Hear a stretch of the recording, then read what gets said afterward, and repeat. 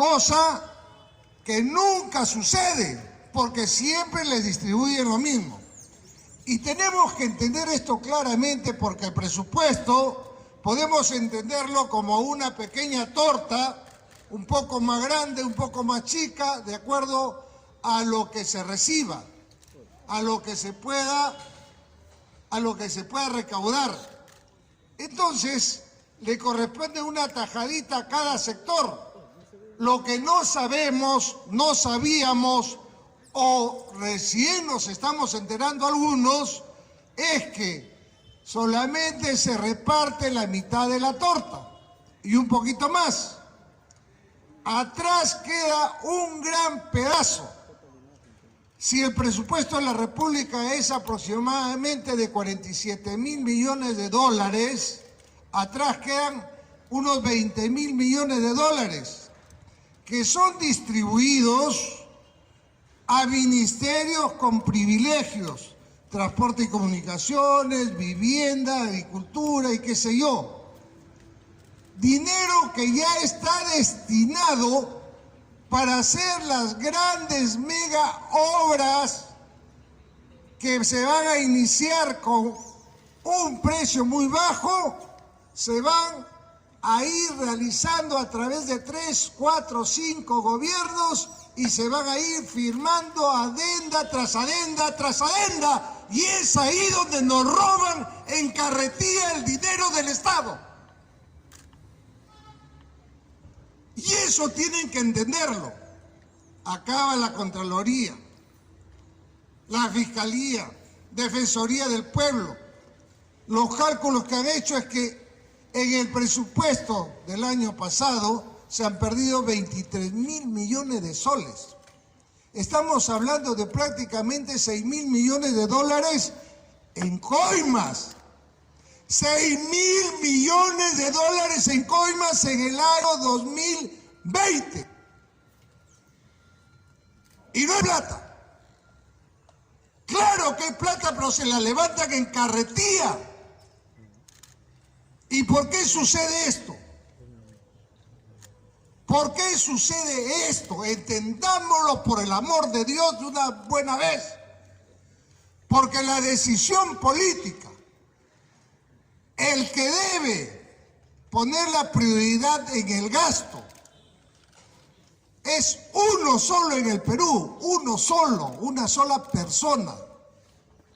¿Quién es esa persona? El presidente de la República. El presidente de la República es el que decide cuál es la prioridad en el gasto. Y nos han engañado los últimos 7 gobiernos, por lo menos, porque todos dijeron que la prioridad en el gasto iba a ser para los más pobres, los más necesitados.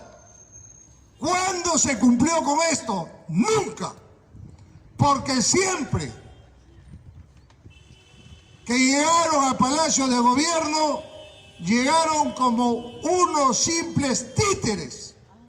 ¿Y títeres de quién? Títeres de esos 10 o 12 organizaciones supermillonarias que no tienen ningún tapujo para poner 3, 5, 10 millones de dólares para una campaña electoral, para que su candidato sea el que llegue a la presidencia, para engañar a todo el mundo, para pagar encuestas, para dirigir el voto, para que todos los medios apunten a un solo candidato y todo el mundo muerde el anzuelo. Y cuando llega al sillón presidencial ese señor, en lugar de cumplir con sus promesas, está agarrado del cuello, porque le tienen filmaciones, le tienen videos, saben cuánto le han entregado, saben el movimiento del dinero, etc. Entonces, caballero, tiene que hacer ¿qué? Contrato para la interoceánica. Casi 4 gobiernos han trabajado para la interoceánica. Comenzó creo que con 7.000 millones de dólares, terminó con más de 30.000. ¿Cuántas adendas se firmaron? La refinería de Talara comenzó con 3.000 millones, ya se han firmado 20 adendas. Y nadie sabe para qué va a servir esa refinería, y Talara está peor que nunca. de la autopista Lima-Tumbes, Lima-Ica, 300 kilómetros. ¿Cuántos gobiernos van? 3 gobiernos. ¿En qué kilómetros están? En el 220. Faltan 80 kilómetros. ¿Cuántas adendas se ha firmado? Lo que iba a costar un sol ya está en 15 soles. Y todavía faltan 80 kilómetros. La autopista de Lima a Tumbes. Ustedes mismos lo ven todos los días. Es cierto que está. ¿Cuándo se comenzó a construir? Desde el gobierno del APRA. Ya son 3 gobiernos. ¿Cuántas adendas se han firmado? ¿Cuántos gobiernos más van a pasar para que se termine esa obra? Ahí es donde nos están robando. Y eso tiene que terminar. Y para que me entienda todo el mundo, quiero dejar en claro que yo no tengo absolutamente ninguna relación con ninguno de estos supermillonarios, con ninguna de estas superorganizaciones. No he recibido un sol de nadie, justamente porque cuando comienza a gobernar el 28 de julio, nadie va a entrar a Palacio de Gobierno a decirme, ¿sabes qué? Vamos a hacer un tren de Lima a Tacna por la playa. Y ahí vamos a poder robar 50.000 millones más. Porque a patadas lo voy a sacar de Palacio. Yo soy el que voy a imponer la prioridad en el gasto. ¿Y cómo? Les pongo un ejemplo para que quede claro. Un ejemplo que puede servir en todo el Perú, en todo el país. Imaginémonos nosotros un asentamiento humano de una casa con un piso. Esa casa, los padres de familia, el papá, la mamá, durante 7 años se han sacrificado y han podido ahorrar 70.000 soles que tienen guardados con la esperanza de construir un segundo piso, porque aparte ellos tienen 3 hijos. Los 3 hijos duermen en un solo cuarto y uno de los hijos es mujercita. Su sueño es construir el segundo piso, hacerle cuartos separados a sus hijos. Infraestructura. ¿Es necesario, sí o no? Entonces, en el colmo de la felicidad, cuentan, ya llegamos a los 70.000, vamos a ver al ingeniero. Viene el ingeniero le dice, comencemos a construir de una vez infraestructura, eso es lo que necesitan ustedes. Y justo en esos momentos se enferma uno de los hijos. Lo hacen ver y resulta que operarlo y darle el tratamiento cuesta 60.000 soles. Y ellos tienen 70.000. Esto que estoy graficando se aplica al Estado, al gobierno. Se aplica al Estado. Y ustedes dirán, ¿cómo? El padre de familia, la esposa, representan al presidente, que tiene que tomar la decisión. ¿Construyo el segundo piso, hago más infraestructura o curo a mi hijo? ¿Qué harían ustedes? ¿Qué harían ustedes, padres de familia? ¿Construyen el segundo piso o curan a su hijo? Muy bien, perfecto. Porque ese es un padre responsable. ¿No es cierto? Ya.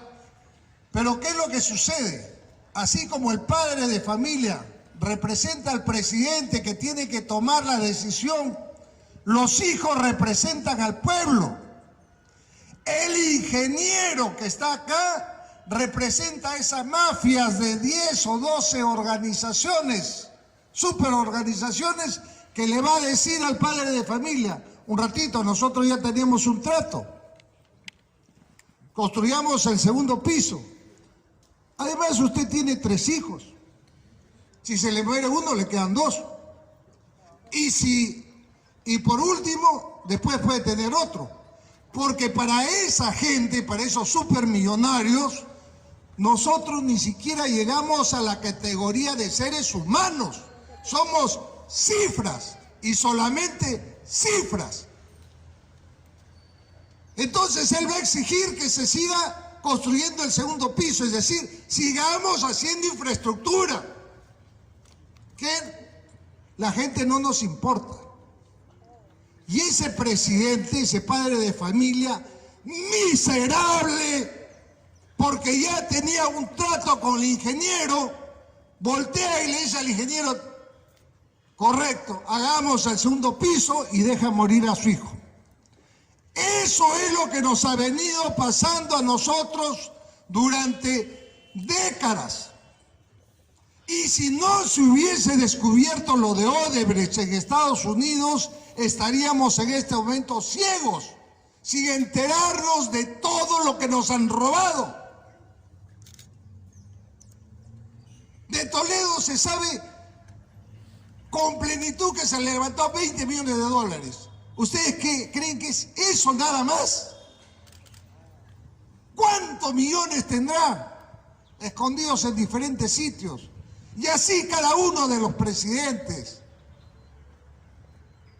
Por eso es importante que el presidente que llegue en esta oportunidad a gobernar sea un presidente que pueda voltear y decirle al ingeniero, lárguese de mi casa.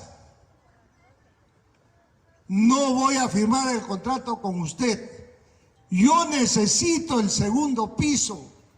En este momento se me caen las lágrimas por no poder construir, porque me he sacrificado 7 años ahorrando.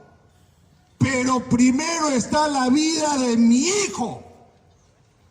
Y volveré a ahorrar 5 años más para poder construir, pero primero voy a salvar a mi hijo.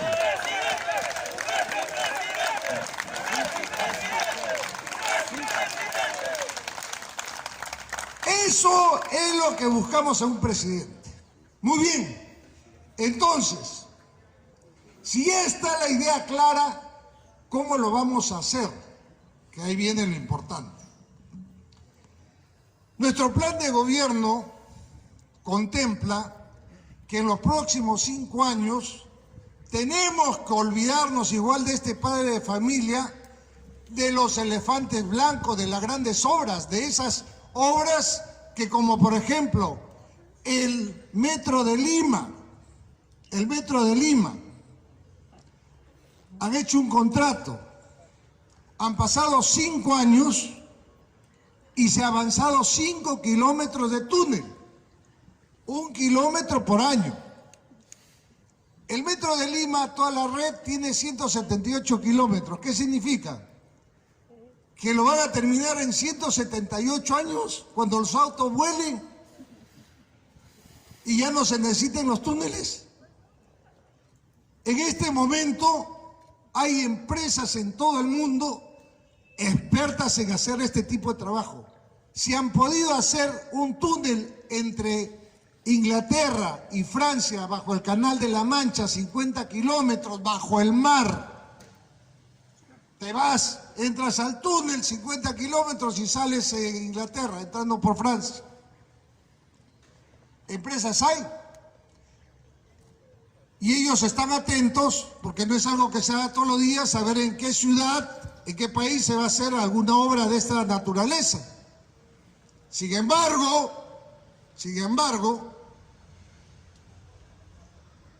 vienen acá, ven el proyecto y dicen, pero 5.000 millones para esto, pero esto está mal hecho. O sea, esto no puede costar 5.000 millones. Esto no, esto cuesta más, es imposible. Y se van porque son empresas serias. Pero hay uno que ha estado trabajando desde el preproyecto, el anteproyecto, el proyecto, el expediente técnico, la licitación. Hay uno que está amarrado y que es el único que se presenta. porque él ha hecho todo. Y es el único que se presenta y que gana la licitación. Y ahora está firmando adenda tras adenda, tras adenda, tras adenda, con nuestra plata. Lo mismo que el Metropolitano, lo mismo que todos los peajes. Cada vez que se hace una obra grande, nos están robando en camión, no en carretera, en camión, a todos. Por lo tanto, viendo la situación como está, la economía que está en un hoyo, la salud y la educación y la seguridad, tenemos que gastar exclusivamente en esos ejes. No podemos de ninguna manera ofrecer para los próximos 5 años una obra gigantesca, faraónica, estúpida, que no va a beneficiar directamente a los que lo necesitan. Por eso es que vamos a centrarnos primero en reactivar la economía, pero generando trabajo, recuperando los puestos de trabajo perdidos.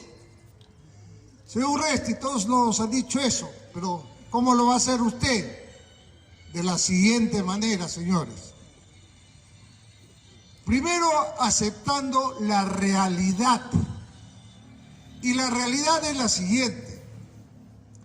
Los bancos están especializados en prestarle dinero a las empresas grandes que tienen bienes que los respaldan, bienes muebles o inmuebles, que los respaldan en sus préstamos.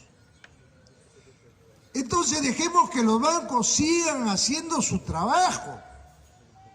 Les queremos o los queremos obligar a prestarle a las micro, pequeñas y medianas empresas. Y esto es muy difícil, porque ¿quiénes son los expertos en prestarle a las micro, pequeñas y medianas empresas? Y para que se entienda mejor, una micro, pequeña o mediana empresa, tenemos más de 2 millones en el Perú y dan el 70% del trabajo a la PEA, o sea, a la población económicamente activa. Y esas micro, pequeñas empresas, ¿quiénes le prestan? Las cajas y las microfinancieras. ¿Y qué cosa es una micro, pequeña empresa? La peluquería de la esquina, la ferretería de la esquina, cualquier negocio que dé trabajo a 2, 3, 4 personas. El chifa de la esquina, la pollería de la esquina, el restaurante de la esquina, el taller de bicicletas, el taller de mototaxis, el taller de carros, la carpintería, el que hace muebles. Todos ellos necesitan préstamos. Van a la caja y en la caja le dicen, ya, ¿usted hace muebles? Sí, me está yendo bien, así que quiero agrandar mi negocio, voy a contratar 4 personas más, necesito un préstamo para poder invertir. Vamos, lo acompañan, deme sus libros, etcétera. Eso cuesta más, porque hay un acompañamiento para asegurarse de que esta persona devuelva los préstamos. Y eso solamente lo hacen las cajas y las pequeñas microfinancieras. Los bancos no tienen ese servicio. Entonces, vamos a diferenciar claramente cómo vamos a rescatar nosotros a las micro, pequeñas y medianas empresas, incluyendo en las micro y pequeñas empresas a los pequeños agricultores y a los pescadores artesanales, a los mototaxistas que tienen asociaciones. Nos vamos a considerar como pequeños empresarios.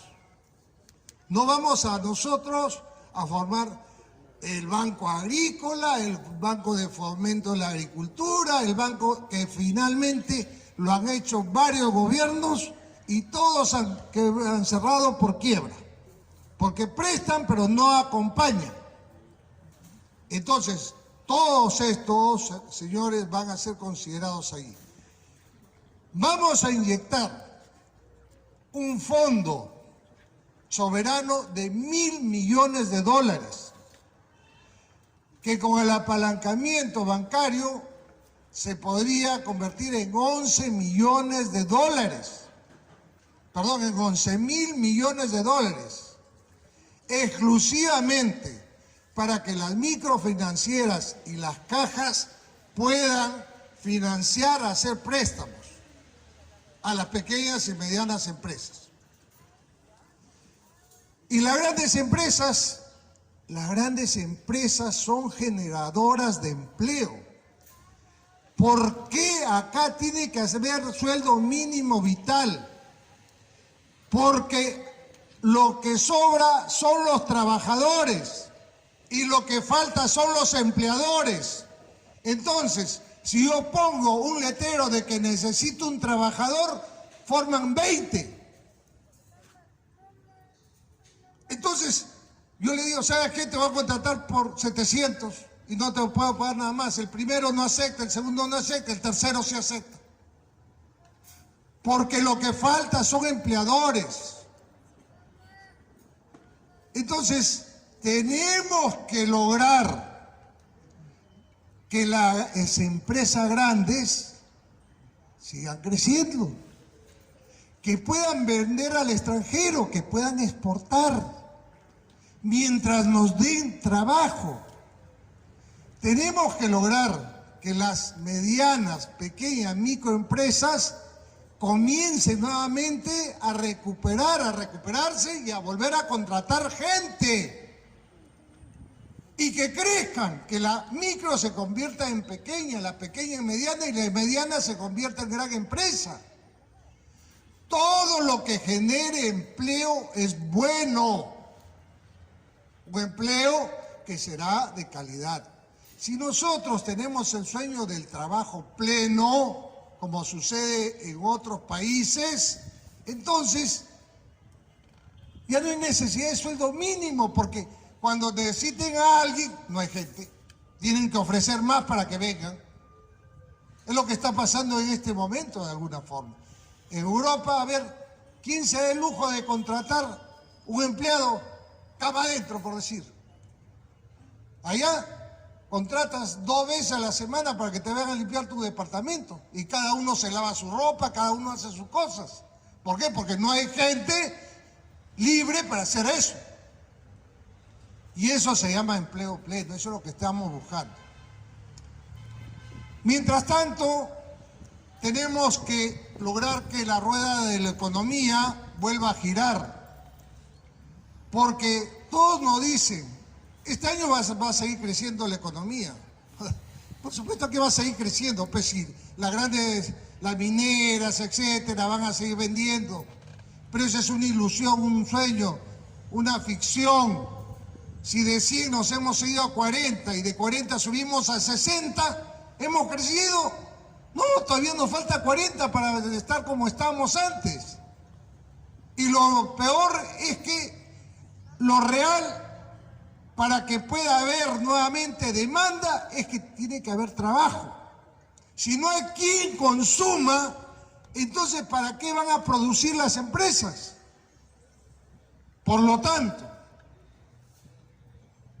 no siendo función del Estado, sino de la empresa privada, el Estado tiene que asumir por lo menos un año y medio, hasta que se recuperen las pequeñas empresas, la creación de trabajo temporal, pero trabajo temporal productivo. Trabajo temporal productivo. ¿Y eso cómo lo vamos a lograr? Con la decisión que sí puede tomar Daniel Urresti, con la prioridad en el gasto que sí puede tomar Daniel Urresti, porque yo no le debo nada a nadie. Entonces, yo sí puedo tomar la decisión de priorizar el gasto, y lo vamos a priorizar creando infraestructura, pero no infraestructura irreal que no beneficia a nadie, sino infraestructura que beneficie directamente a la población. Y aquí vamos, ¿qué infraestructura? Primero pensemos en salud. Esta pandemia ha dejado en claro que nunca hemos tenido un sistema de salud. Lo ha dejado en claro. Porque un sistema de salud comienza por la promoción y por la prevención de la salud. Promotores de la salud y la prevención de la salud. Y el promotor de la salud lo primero que te va a hablar es del aseo y del agua potable. Porque si no hay un aseo permanente, no hay agua potable, ¿cómo puedes prevenir la salud? Y aquí en el país, el 45% de la población que está en las ciudades y el 80% de la población rural no tiene agua potable. Vamos a invertir en agua y desagüe a nivel nacional. Nada de supercarreteras, de túneles de Tumbes a Tacna, ni ningún megaproyecto que solamente sirve para que nos roben. Agua y desagüe para todo el mundo, donde pueda participar localmente en mano de obra.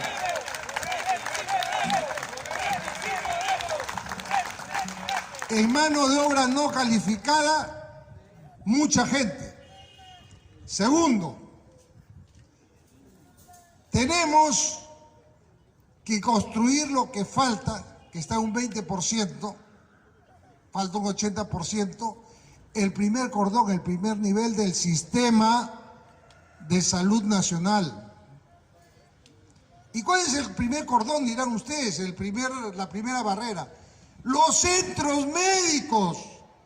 No tenemos centros médicos y donde existe un centro médico, una posta, no hay médico o no hay enfermero o no hay nada o está abandonado. Eso tenemos que repotenciarlo, tiene que funcionar. Las personas no pueden irse de frente al hospital, tienen que pasar por el centro médico. Me pica el ojo, me voy a las 2 de la mañana a hacer la cola en el hospital. Los hospitales colapsan porque el señor quiere que lo vea el oftalmólogo. Y el oftalmólogo es un especialista del hospital, no del centro médico. En el centro médico hay un médico general, un médico de familia, que te mire el ojo y te dice, ese es un urzuelo, échate esta pomada y ven en 3 días. Ya viste, se te curó, listo. A ver, esto es un problema de retina, te tiene que ver el oftalmólogo. Y él lo deriva, la posta médica lo deriva. Solamente con ese documento que le da la posta médica, este señor se va a hacer cola al hospital. No a las 2 de la mañana, sino a la hora que le corresponde. Pero aquí no hay un primer nivel. Entonces, todo ha colapsado. Nos estamos dando cuenta. Pero todo ha colapsado. Sí, todo ha colapsado. Y claro, hay 14 hospitales, 1.100 millones de dólares invertidos en 14 hospitales.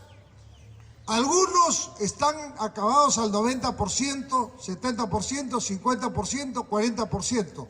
14 hospitales paralizados a nivel nacional. ¿Por qué? Porque no los pueden acabar. ¿Por qué? Porque están reclamando adendas. ¿Por qué? Por la corrupción de porquería. Porque si le han dado a esos hospitales correspondía 300 millones para que lo hagan, finalmente le ha llegado a la mano del constructor 240, el resto se ha quedado en coimas. Y a la hora de la hora no pueden terminarlo. Entonces paralizan la obra y quieren adendas. Esos hospitales inmediatamente los vamos a convertir en propiedad directa del gobierno central para acabarlos en 6 meses. De tal manera que los juicios continúen de manera paralela. Pero el gobierno central puede dar la ley correspondiente para que sean propiedad directa del gobierno central. Y se acabó, en 6 meses se acaban. y que sigan los juicios y se vean a la cárcel los corruptos. 900 obras en total, he hablado de 14 hospitales, pero son 900 obras paralizadas por lo mismo. Porque hay 900 empresas reclamando adendas. Porque dice la plata que mío no alcanza, acá está, tienen que darme 30% más. Y ahí es donde nos roban. Porque imagínense una construcción, y acá habrán visto, porque en todos sitios hay, una construcción que se deja de avanzar 1, 2, 3, 4 años, ya no sirve para nada. Hay que tumbar todo para levantar de nuevo, ¿sí o no? Entonces no puede ser, pues, por el amor de Dios. Muy bien, eso en cuanto a economía. En cuanto al sistema de salud. Pero también tenemos que ver el sistema de educación. El sistema de educación. El señor Fujimori, desde esa época, hizo que el Estado tercerice todos los servicios básicos, las funciones esenciales que le corresponde al Estado. La responsabilidad de educar a la población es del Estado. Y desde el gobierno del señor Fujimori dijo, no tenemos plata, así que los privados que quieran educar a la gente, abran sus universidades, abran sus colegios y ustedes háganse cargo. Y se acabó. Entonces, el Estado renunció. Tenemos que recuperar eso nuevamente. Tenemos que recuperar, invertir en la educación pública. Y tenemos que aceptar una cosa. Por eso hay que fijarnos cuál es nuestra nueva realidad. 2024, 25 o 30. Es decir, a un mediano plazo, nuestras costumbres no van a volver a ser lo que eran a comienzos del 2020. El trabajo, el estudio, cada vez va a ser menos presencial y más virtual. Va a ser combinado. Y tenemos que entender eso. Por eso es que entre nuestras propuestas está la de crear la Gran Universidad Digital de Lima, totalmente gratuita. Existe una universidad digital en Londres, la primera que se hizo en el mundo y que está entre las 200 mejores del mundo. Así está catalogada. Entonces, tenemos todo lo que se necesita. O sea, ya no tenemos que inventar nada. Solamente tenemos que contratar a los especialistas para poder tener una universidad que no necesita ni campus, ni etcétera, ni nada. Lo que tenemos que hacer es lograr que todo el mundo tenga acceso a Internet. ¿Y cómo funciona esa universidad? Funciona por streaming, tipo Netflix. Es decir, tú escoges qué es lo que vas a estudiar, armas tus cuadros, cuándo vas a estudiar, qué días puedes, etcétera. Igual tus créditos, y en el momento que puedes, así tipo Netflix, entras y comienza tu clase. Envías tus preguntas, te hacen tus respuestas. Cuando tú te sientas preparado, porque de repente lo puedes hacer en 3 meses, como lo puedes hacer 1 año, pides dar tu examen y vas y das tu examen. Y si apruebas tu examen, entonces pasas al siguiente. ¿Me entienden? Esta universidad está entre las 200 mejores del mundo. Tenemos, o sea, nada para inventar y vamos a invertir en eso. Vamos a tratar de recuperar, y de hecho esperamos que para el segundo o tercer año ya sea así, la calidad, el prestigio de la educación pública.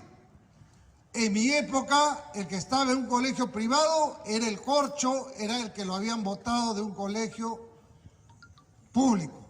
Yo soy producto de la enseñanza pública. Primaria en el colegio público, secundaria en la Gran Unidad Escolar José Grande, San Martín de Porres de Lima, la escuela militar, la Universidad Federico Villarreal. Son los sitios donde me he formado. Todo público. Muy bien, eso en cuanto a educación. Y el último gran tema, la seguridad. No puede haber desarrollo, no puede ser el desarrollo sostenible si no hay seguridad. Si tú vives en una invasión y solamente tienes esteras y en la noche te vas con una frazada a dormir, seguramente la puerta la vas a dejar junta. Si te compras una cama, a esa puerta por lo menos le vas a poner un par de argollas y un alambre. Y si te compras después un pequeño televisor, le vas a poner candado. Y conforme vayas avanzando, vayas teniendo más dinero, más riqueza, más seguridad le vas a poner. Si tienes una empresa, vas a contratar guachimanes, etcétera, etcétera, etcétera. Igual es con el país. No se puede crecer económicamente de manera sostenible si no hay seguridad. Si los empresarios dentro del gasto, dentro de su estructura de gastos, tienen que incluir lo que paga la mafia. O sea, ¿cómo? A ver, ¿cuánto sale entonces cada departamento el precio de costo? Cada departamento acá nos sale $60.000. Ya, ponle $68.000 el precio de costo. ¿Por qué? Porque por cada departamento nosotros pagamos más o menos $8.000 a la mafia para que nos deje trabajar. ¿Y quién paga esos $8.000 al final? El consumidor final, el que compra el departamento. Vamos a poner una ferretería. Ya, correcto. ¿A cómo vendemos esto? No, súbele 20 céntimos porque... ¿Y de dónde vamos a pagar nosotros cuando vengan a cobrarnos la mafia? Voy a hacer taxi. 50 centavos más. Podría cobrar 2 soles, tengo que cobrar 2.50 porque son 50 centavos para los mafiosos. Entonces, ¿en qué país estamos viviendo? ¿Por qué no se puede pacificar el Perú? ¿Por qué? Porque no se ha seguido una política pública constante. Cuando yo estuve ministro del Interior, me acuerdo mucho, he venido cuántas veces aquí a Trujillo, y comenzamos a reducir estas mafias. ¿Pero qué se necesita? Se necesitan una serie de leyes. Yo como congresista entré ilusionado al Congreso, dije, caramba, qué chévere, voy a ser congresista año y medio y voy a sacar un montón de leyes que tienen que ver sobre lo que es la delincuencia. Y he presentado 41 leyes. De las cuales tengo, por ejemplo, la ley que permite interdictar lo que son los centros donde se venden objetos robados, o sea, los mercados negros, las cachinas. Tengo la otra ley que permite poner en el Código Procesal Penal un nuevo crimen, que es la venta de productos, la comercialización de productos de procedencia ilegal, que básicamente son los teléfonos, los iPhone, que son, los teléfonos celulares, que son las laptops, etcétera. Pero para que lo aprueben en el Congreso, pasan por 2 comisiones. Cada comisión tiene como 1000 leyes. Para que discutan tu ley, tienes que llorar, zapatear, rogar, pedir. Y a las finales cada uno ve su conveniencia. No, primero voy a sacar la de mi partido.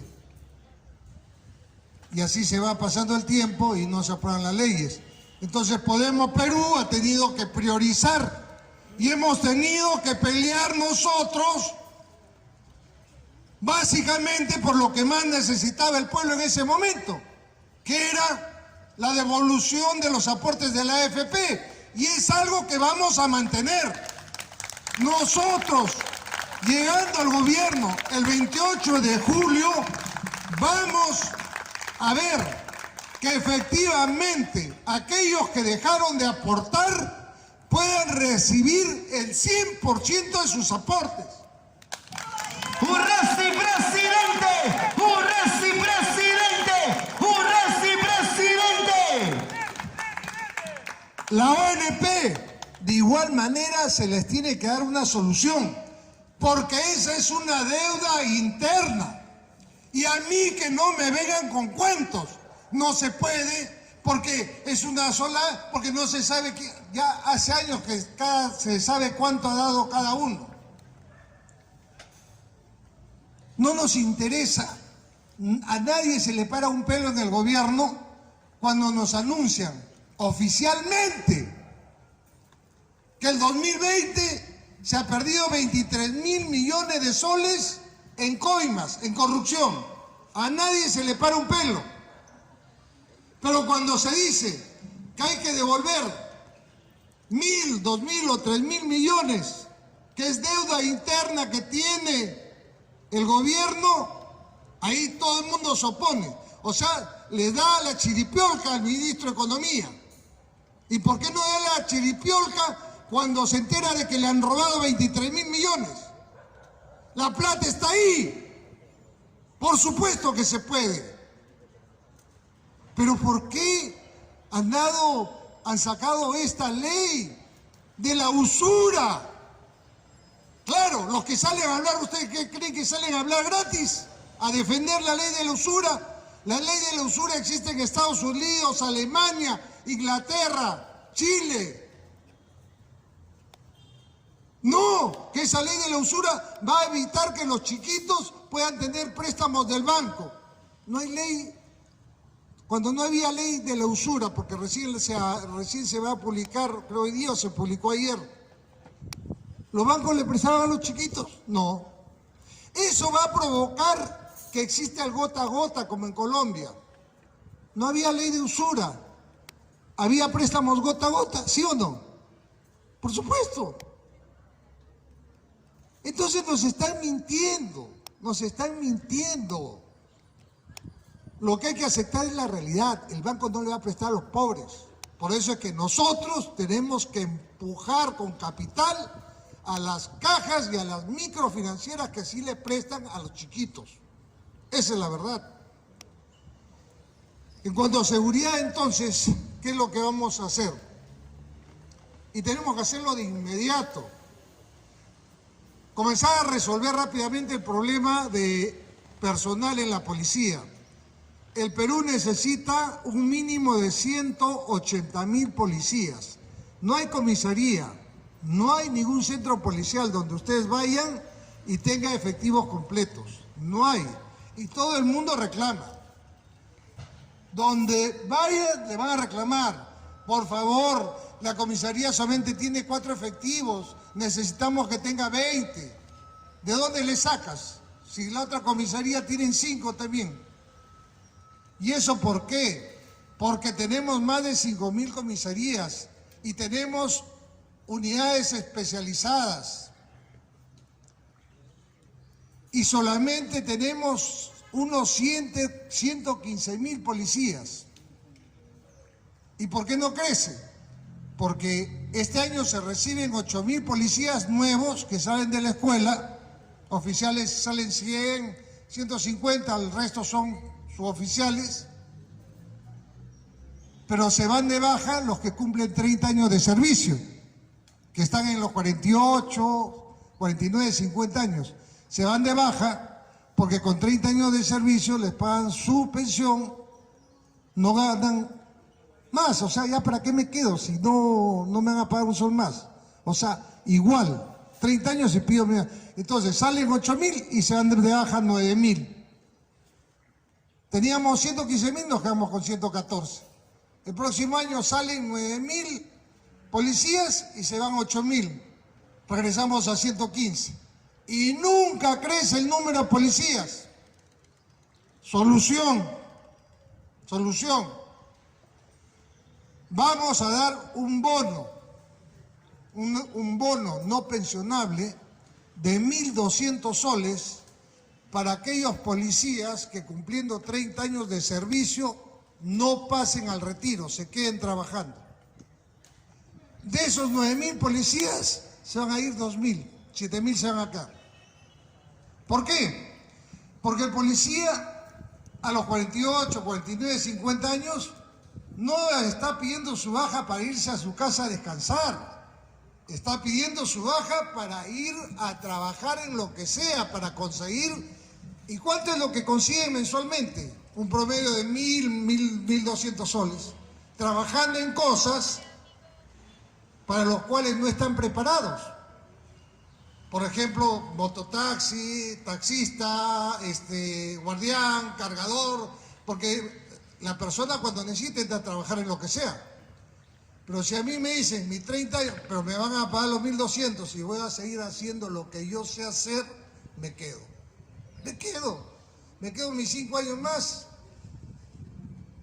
Y con mi experiencia, ya seguramente me quedo yo ya en la oficina. Los más jóvenes son los que salen. ¿Sí o no? Eso es lo que necesitamos y eso es lo que vamos a hacer. La especialización, por el amor de Dios. Si vas a trabajar en inteligencia, si vas a trabajar como detective, necesitas estudiar tus 3 años. Si solamente vas a trabajar en control, en tráfico, por ejemplo, ¿acaso vamos a sacar mecánicos? 1 año para tránsito. Si vas a trabajar en control y seguridad, 1 año. Como en cualquier país. ¿Sabes qué? Ahora sí, yo ya quisiera ser detective. Estudia. Ahí están los cursos, en las noches, los sábados y domingos, y presenta tu examen y te damos la otra especialidad que gustes. Sí, porque ya aquí en tránsito tengo ya 10 años, ya me aburrí y quisiera entrar a inteligencia. Estudia. Eso se llama especialización y eso es lo que tenemos que hacer. Necesitamos construir urgente 500 comisarías más. De las 5.000 que existen, el 85% han sido donados por la misma población y solamente un 15% construidas por el gobierno. Necesitamos urgente construir 500 comisarías más y necesitamos construir megacomplejos policiales, 3 en la ciudad de Lima y 1 en cada ciudad importante. Por ejemplo, aquí en Trujillo tendría que construirse, aparte de las comisarías, de las 500, las que le correspondan acá, un megacomplejo policial. ¿Y para qué es el megacomplejo policial? Porque ahí necesitamos tener nosotros los DIROES, los SWAT, todas las unidades de investigación, los ternas, que tanto hablan mal de los ternas que son los que justamente combaten la microcomercialización de drogas, que supongo que ahora quieren normalizar el consumo de drogas, por el amor de Dios. Los que son padres de familia me entenderán. Los que son muchachos, pues ahorita, no, este tío dinosaurio, o sea, si la marihuana es como el cigarro. Entonces, si prohíben la marihuana, prohíban también la chela. Pero como padres de familia, a ver, ¿qué sentirían ustedes que vayan a su casa y le digan, Jorgito, su hijito, fuma marihuana? ¿Qué sentiría, señora? ¿Qué sentiría, señor? ¿Lo tomaría la broma? Ah, es marihuana, nomás, chévere. Más bien, hoy día que venga me voy a fumar un tronchito con él. No es así. Esa es la primera ventana para entrar a drogas más duras. Una cosa es tener la suerte de crecer en un hogar que tiene dinero, haberte alimentado bien de chiquito, ser inteligente y ser un fumón funcional, igual que un analfabeto funcional, un fumón funcional. O sea, a pesar de que te metes tus tronchos, todavía te queda un pedazo de cerebro para pensar. Y resulta que eres inteligente. Entonces, como eres inteligente, la droga no te ha destruido en 20 años como a otros. Pero yo que estaba, por ejemplo, de jefe de seguridad ciudadana en Los Olivos, cansado de sacar a los fumones de los parques. El fumón, ¿qué hace? Apenas entra en abstinencia. ¿Qué hace el fumón que está desesperado? Roba, pues se va a robar los celulares. Roba. Entonces que alguien salga, que alguien que es inclusive una persona importante, un cargo importante, ha decidido orgullosamente, yo soy un fumón hace 20 años, no pasa nada. He fumado con mi papá, con mis tíos. ¿Qué es eso? O sea, ¿dónde estamos? Por el amor de Dios. Entonces yo emplazo aquí al presidente de la República, al ministro del Interior, a que se pronuncien, porque el que ha dicho esto es alguien del gobierno morado. Eso significa que la lucha contra las drogas es un fracaso en el gobierno morado. De ahí viene el odio a los ternas, porque los ternas justamente son los que combaten la microcomercialización. O queremos que desaparezcan los ternas y que todo el mundo fume. Entonces de ahí vienen pues las cosas. Por si acaso, está exento de pena al consumir. O sea, no es que esté permitido, no es tu derecho. No tiene pena, que es diferente. Si tú tienes 8 gramos de marihuana, no te pasa nada. El problema es, la microcomercialización es un delito. El inducir a consumir es un delito. Entonces, si yo consumo, significa que le compro a alguien. Entonces, que nos diga quién es su dealer. ¿Cómo le llega a él la droga? O sea, se la llevan a su casa, la va a comprar a algún sitio. ¿A quién le compra? ¿Le compra a Kenji? ¿Le compra a quién? ¿Ah? ¿A quién le compra? Bueno, en fin. Entonces, necesitamos nosotros estos mega complejos policiales para las unidades especializadas de investigaciones, SWAT, etcétera, donde tengamos también la Fiscalía, tengamos también nosotros ahí lo que es los juzgados, etcétera. De tal manera que cuando llega un delincuente, inmediatamente ahí pasa por todo. Porque los delincuentes, como saben que pueden estar 4 horas nomás detenidos en la comisaría, no hay tiempo para nada. Para llevarlo a la comisaría, a la Fiscalía, para pasarlo de acá, ya no hay tiempo. Lo tienen que soltar antes de las 4 horas. Tenemos que tenerlos todos juntos. Y sobre todo, lo más importante es que estas unidades especializadas tienen que tener sus laboratorios. Investigación criminal, ¿qué hace sin laboratorios? Los SWAT, ¿qué hacen sin poder entrenar? Los DIROES, ¿qué hacen sin poder entrenar? En fin, los SUSES. Ustedes dirán, ¿por qué en el norte y en el sur los policías se les ve que no saben prácticamente qué están haciendo? No saben si caminar para adelante, para atrás, a las finales. Todos están con los pies, con las piernas quebradas, con la cabeza rota. ¿Por qué? Porque no todos son UCES.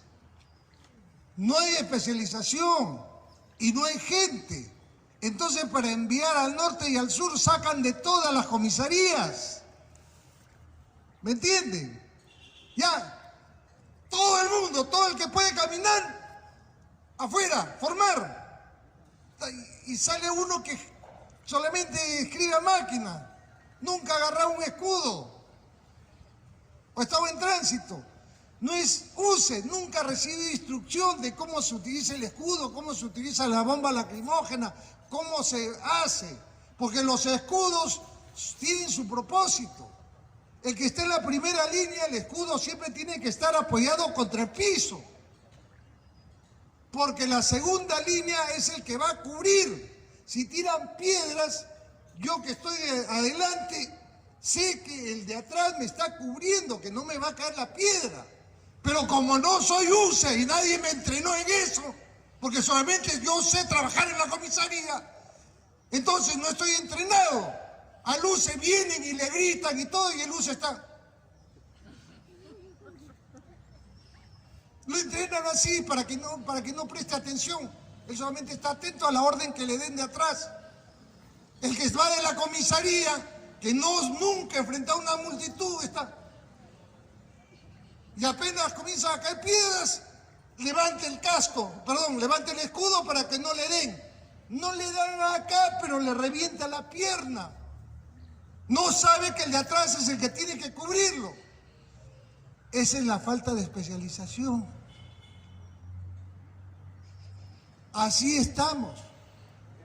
Y eso hay que corregirlo. Y se puede corregir, eso se corrige en 6 meses de instrucción. Muy bien. Dicho que ninguno ha querido aceptar postular al Congreso, a excepción de Carlos Anderson, que va por Lima con el número 3 y que yo te digo que convencerlo porque es el jefe de plan de gobierno y él tiene que respaldarme hasta el final en esto.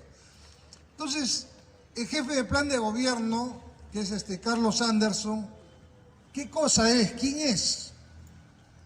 Es un banquero de inversión, fue economista jefe para América Latina en el banco CBC Warburg y como señor vicepresidente de fusiones y adquisiciones en el banco Lehman Brothers en Londres, managing director del banco ABN AMRO. Realizó estudios de doctorado en Historia Económica en la London School of Economics. Es máster en Economía de la Universidad de Londres y cursó estudios de Economía en la Universidad del Pacífico. Al principio de su carrera trabajó como periodista de Economía para la BBC de Londres y posteriormente como economista senior para América Latina del The Economist Intelligence Unit, también en Londres. Entonces, él tiene mucho manejo del tema.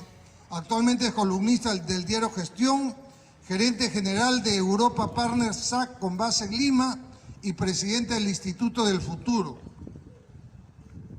Ha complementado los programas de prospectivas Foresight,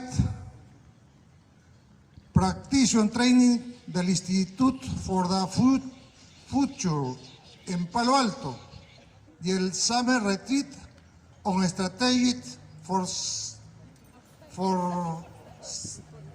no, porque ya lo hubiese votado por inútil.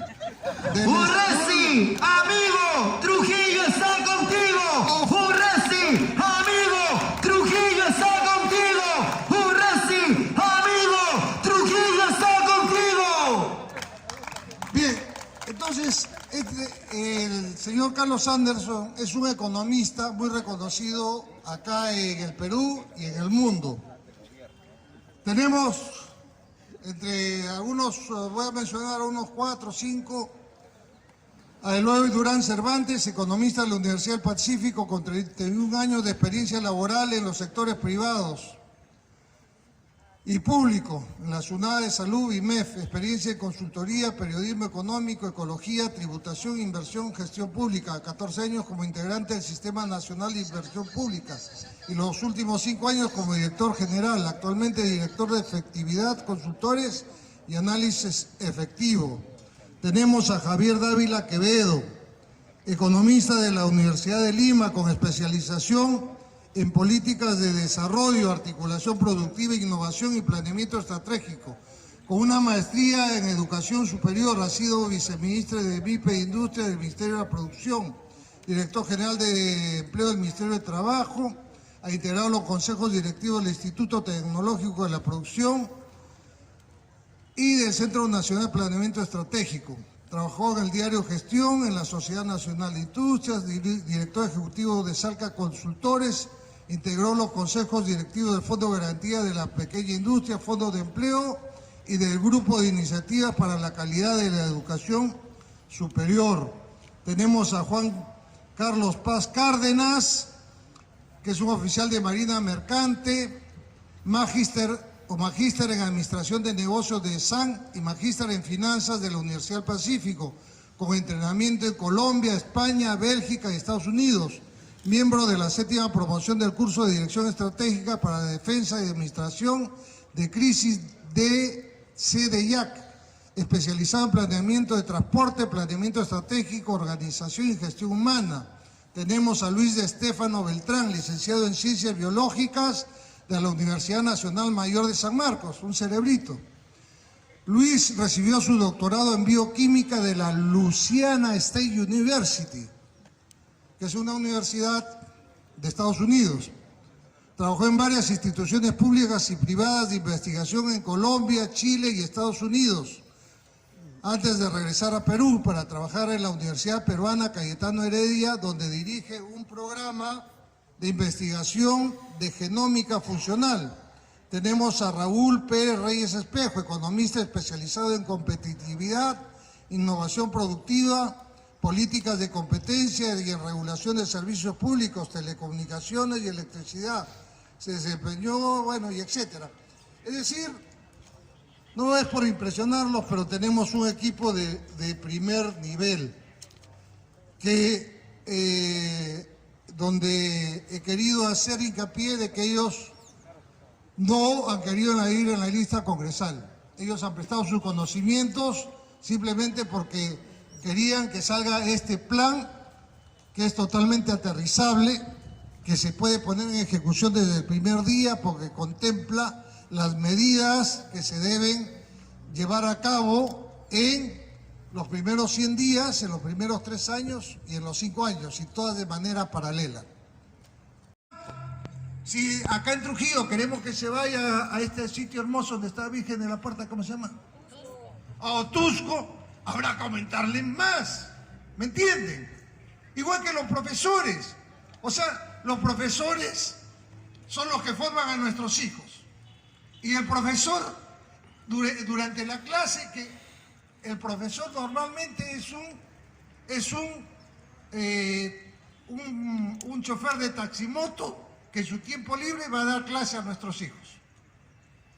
Y está él preocupado mientras a los chicos les enseña de cualquier manera en que, pucha, que he dejado 15 soles nomás, ¿cómo voy a hacer? Tengo que salir más temprano. Pucha, hoy día me quedo trabajando hasta más tarde porque mañana tengo que dejarle 20 soles, aunque sea.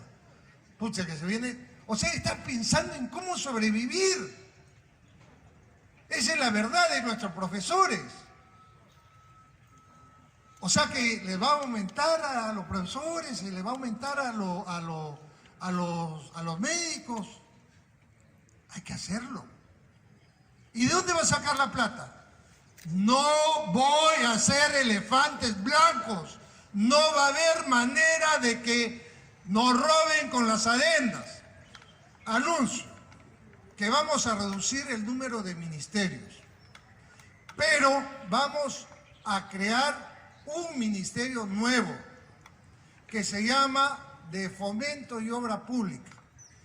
Los ministerios de Transporte y Comunicaciones, de Salud, etcétera, quedarán como ministerios normativos de planeamiento y serán los que los que dispongan las políticas públicas de su sector. No ejecutarán obras. Lo que es los anteproyectos, los proyectos, los expedientes técnicos serán realizados por este ministerio súper especializado. donde tendremos lo mejor de los profesionales peruanos y extranjeros que se necesiten. Esto facilitará la labor de la Contraloría, porque la Contraloría ya no tendrá que verificar a 15 instituciones, porque finalmente verifica después, y cuando sobrepasa un gasto de, creo, de 30 millones la obra, si no, ni la verifica la Contraloría. A la Contraloría se le va a considerar un porcentaje del valor de la obra, desde el comienzo, desde cuando se hace el preproyecto. ¿Por qué? O el anteproyecto. Porque la Contraloría tiene que contratar especialistas para que puedan opinar y participar y firmar también. ¿Me entienden? No devedores, también tienen que tomar responsabilidad. Entonces, si se trata de la construcción de un puente, tiene que contratar la Contraloría a ingenieros que sean imparciales y que digan, está bien, sí, correcto, esto está bien hecho. Y no que me hagan anteproyectos de una carretera que, sabiendo que hay piedras, dicen que hay arena, cosa que cuando se encuentren con las piedras hacemos una adenda. ¿Se dan cuenta? Dentro de este ministerio también va a estar la Fiscalía y va a haber transparencia total. Con esto nos vamos a evitar nosotros las famosas adendas y los famosos arreglos. Lo que yo opino de George Forsyth es que es bonito. Es mi amigo, se lo he dicho personalmente, me parece que es bonito. A pesar de que ya se acerca a los 40 años, no le quita nada, sigue siendo bonito. Sobre lo que ha dicho, lo ha dicho porque no tiene conocimiento de nada. Entonces, cuando él dice cualquier cosa, normalmente se equivoca. La ley de presupuesto, si te dan a ti 100 soles para que compres café, tú no puedes decir, no, en lugar de café mejor voy a comprar té, porque estás cometiendo un delito, ¿me entiendes? Entonces lo que mi amigo George, es mi amigo, ¿eh? O sea, es mi calichín, él me ha dicho que de grande quiere ser como yo, inclusive me imita, se pone mi polo, mi gorra, ¿no? Me ha dicho, Daniel, de grande yo quiero ser como tú. Entonces, él lo que está diciendo es, yo renuncio, no quiero que me den y quiero que eso se gaste en tal cosa, en salud. Es lo mismo que te acabo de decir, te han dado para café y lo gastas en té, es un delito. Está pidiendo que se cometa un delito. Entonces, esto es comprensible, porque, vuelvo a repetir, la principal cualidad de mi amigo Forsyth es que es bonito. Esta pandemia nos ha mostrado que no existe un sistema nacional de salud, un sistema. Entonces, al no existir un sistema, ocurre esto, que si eres militar no te reciben en el hospital, que es de civiles. Y si eres civil, no te reciben en el hospital, que es de militares. Porque no hay un sistema que pueda unir a todos. Entonces, lo que necesitamos nosotros es un único sistema nacional de salud, como lo tiene cualquier país. Ahora, es normal que ciertas especialidades se desarrollen mejor en los hospitales de los militares. ¿Por qué? Porque los militares son los que más casos de heridas, etcétera, tienen. Por ejemplo, el sueño de un, ¿cómo se llama el que ve los huesos? El sueño de un traumatólogo es trabajar en el hospital militar, porque a cada rato llegan con los huesos rotos. Entonces practicas todos los días, ¿me entiendes? Y eso no solamente se da acá, se da en el mundo. En Estados Unidos, por ejemplo, los que tienen mayor fama, el presidente Trump apenas se enfermó, ¿dónde fue? A un hospital militar. Pero en otros países los hospitales militares son parte del sistema. Y acá también tienen que ser parte del sistema. O sea, un solo sistema, uno solo. Pero para eso se necesita organizarse y se necesita dinero. ¿Y dónde va a sacar el dinero? Lo acabo de decir. Ya no vamos a creer, o sea, no vamos a hacer un tren bajo el lago Titicaca, ¿no? Para unir Perú y Bolivia, ¿no? No vamos a hacer un tren bajo el lago. No vamos a hacer ese tipo de cosas. Vamos a invertir lo que se tenga que invertir en salud, en educación, en seguridad. ¿De acuerdo? ¿Y de dónde sale el dinero? De lo que vamos a dejar de gastar en las grandes obras, del control que se va a hacer al no pagar adendas. ¿Me entiendes? Hay países en otros sitios que cuando hacen una asociación público-privada, una APP, no pagan adenda. En cambio acá, todos los problemas que tiene el Perú son por la adenda. Chincheros, ¿por qué ese problema? ¿Quién sabe? ¿Por qué hay tantos problemas en Chincheros? Por la adenda.